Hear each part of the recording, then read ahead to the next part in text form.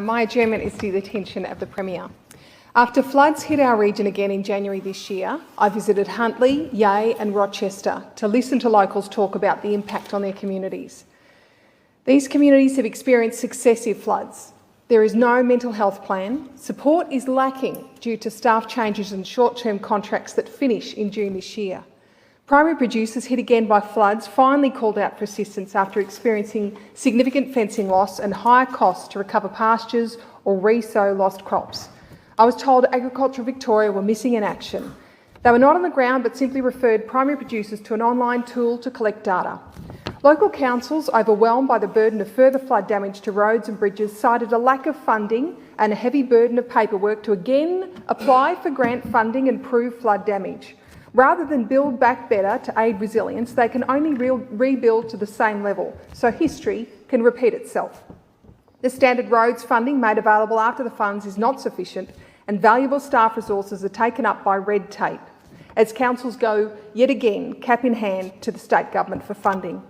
Huntly residents raised concerns about continued development in flood-prone areas and a lack of adequate drainage and maintenance to keep pace with population growth.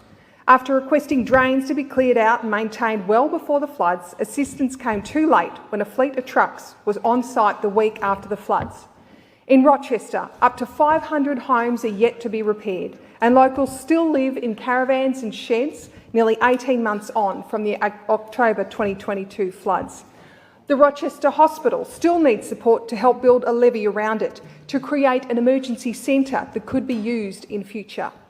Locals are concerned that their calls to the Minister for Water for a review of operations at Lake Eppalock for more airspace and installation of gates are falling on deaf ears. And the much talked about flood study that was due to be done has not yet started. Given the floods require a multi-agency response, I call upon the Premier to ensure that the state government address these issues and support communities that have once again been hit by floods.